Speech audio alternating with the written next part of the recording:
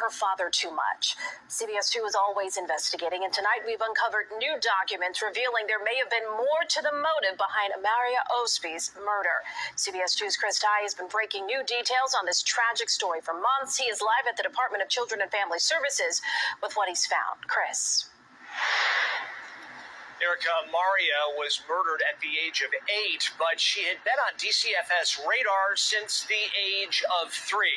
The Department of Children and Family Services admits several rules were not followed in this case, and some employees were reprimanded as a result of it.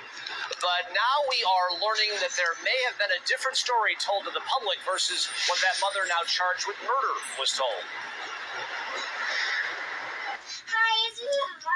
Last May, Amaria Osby was 8 when her mom tried to get her to drink bleach, later admitting to suffocating her with a plastic bag because she loved her father more. I love you. Just hours earlier, Amaria and her mom, Andrea Hagler, were visited at their uptown apartment by state child welfare workers from the Department of Children and Family Services, an office that failed to even try to make contact with them for 60 days after a neglect call on Amaria came in last spring. What do you make of that, 60 days? 60 days, honestly, a slap in the face.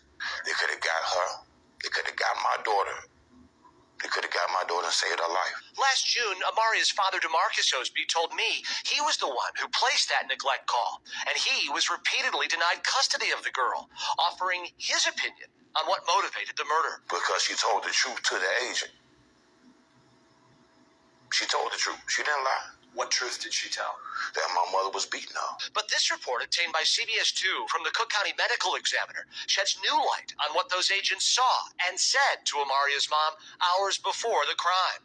According to family members, the ME's report says Osby's mother had a meeting with the Department of Children and Family Services, and Osby was going to be taken away from her mother and placed in the care of another guardian. If true, it flies in the face of the Department of Children and Family Services version of events this June, which read an investigator visited the family and spoke with the mother and child.